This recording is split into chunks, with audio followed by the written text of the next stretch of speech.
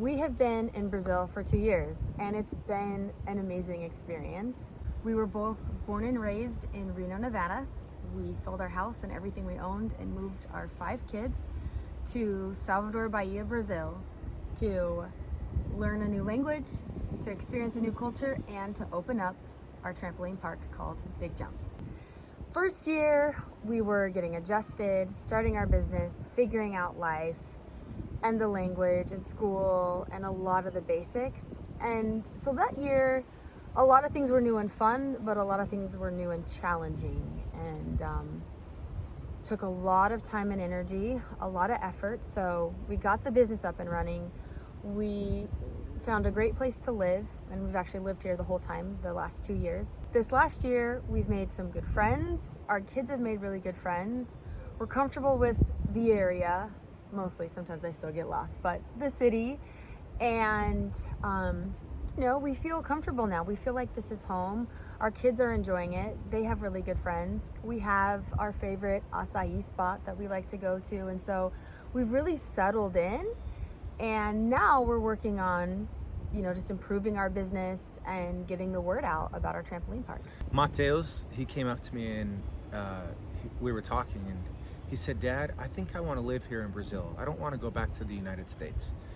And I asked him why, and he said, "Well, because I have really good friends here and I like my school and I'm really happy here." And he says, "It's really cool to speak Portuguese."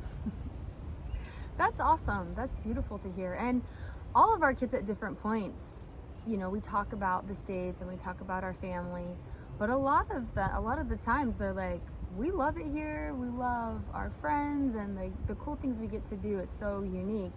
And they all express gratitude and appreciation for that. And It's really nice. the other thing with specifically with Alice and Camila, most of their memories are here in Brazil. Mm-hmm. They don't remember a whole lot when we lived in the United States, especially Camila. I've said this before, but my biggest challenge is learning Portuguese.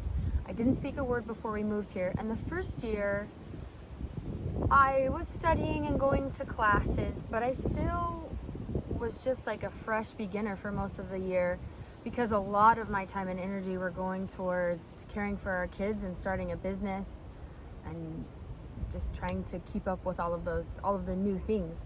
And so now the second year, I've been able to commit a little more time, and now I have a tutor. I want to learn the language to connect with Brazilians, to experience the culture, to get more work done, and to just have a full and active life. I also personally, I think being bilingual is cool. And I really want to be an example to my kids that no matter when things are hard, you don't give up. The one thing that's kept me going, support of my husband and friends at church, and keeping my goals in mind, and just remembering that I am an example to my kids. And whatever you're doing in your life, whatever our kids will be doing in the future, going to school, going to college, if they start businesses, if they're working on their marriage, you can't give up when it's hard.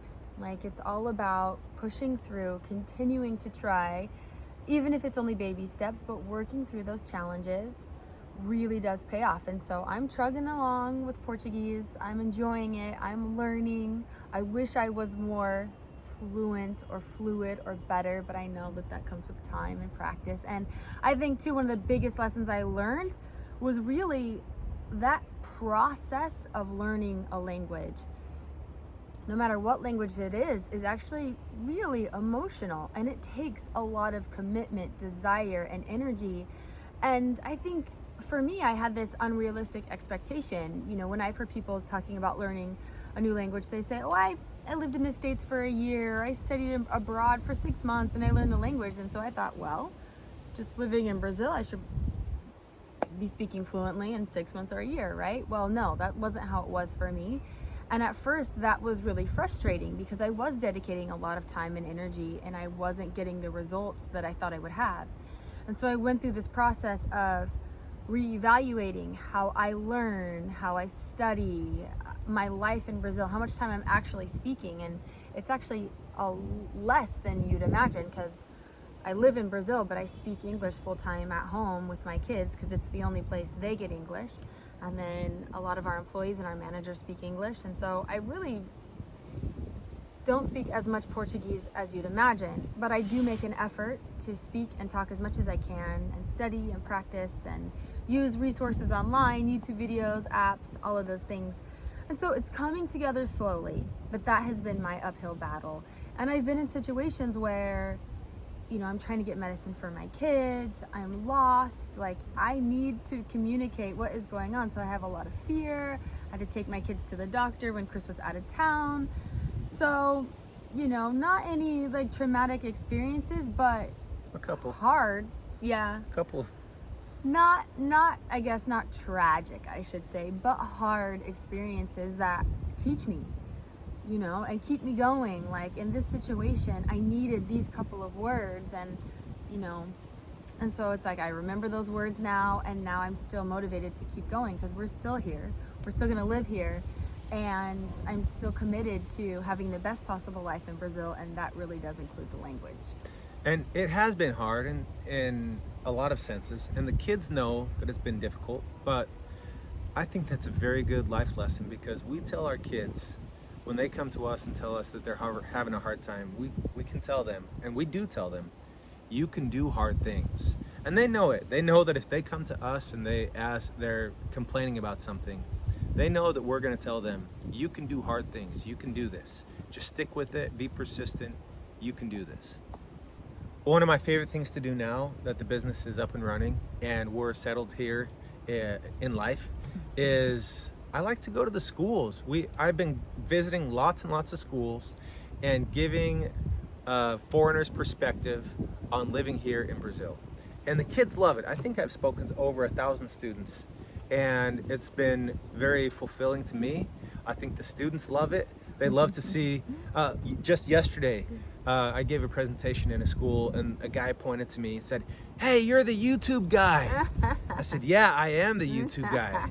So that's really cool to be recognized in the schools, give my perspective, and also let these kids know what it's like to live in the United States. So some of the things that I do share with these kids in these schools is that learning a different language, is hard. But it takes a lot of time and effort and energy. And I tell them that I do not want to lose my accent, my Portuguese or my American accent, because that's a part of me. I have developed that language. I have created that. That is my mouth. It's me.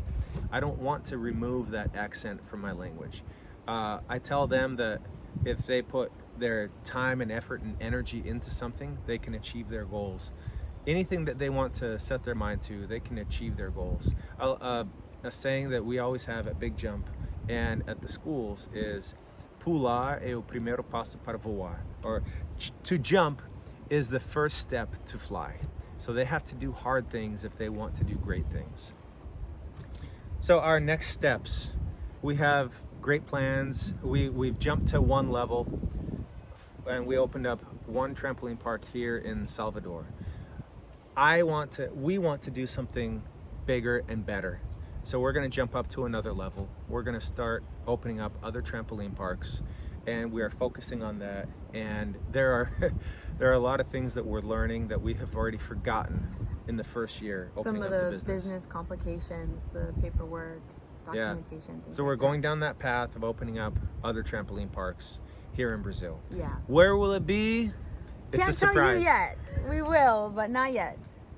So, and I'm really excited because we're going to continue our adventure in Brazil. We don't have any plans to move back anytime soon. We are permanent residents, so we can stay as long as we want.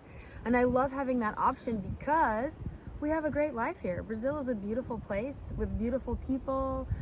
The beaches, the food, the culture is incredible, and we feel very lucky and blessed to be able to be here and experience it, and we love it. Like, we're willing to get over those hurdles, those humps in the road. We're willing to get over those difficult things to stay and make this life work. It's totally worth it for us. So we're in it for the long run. We don't know how long we're gonna live here. We used to say 5 years. Sometimes that's 5 years, sometimes it's longer, sometimes it's like, maybe we should just go back next year, right? Sometimes when it's hard, it's like, okay, I want to go back home. But no, we love it here. We want to grow our business in Brazil and keep experiencing this family fun attraction with Brazilians, because they're loving it. We're having a great time. We're all learning and growing, and Brazil has been a great place for us. We love it here.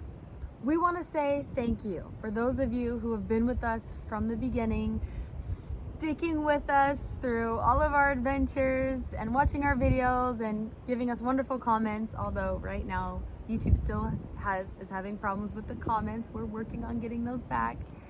But thank you for staying with us, and we hope you continue to follow our journey with us. Please subscribe to our channel because we love Brazil and we love to share all of the things we're learning and doing in Brazil.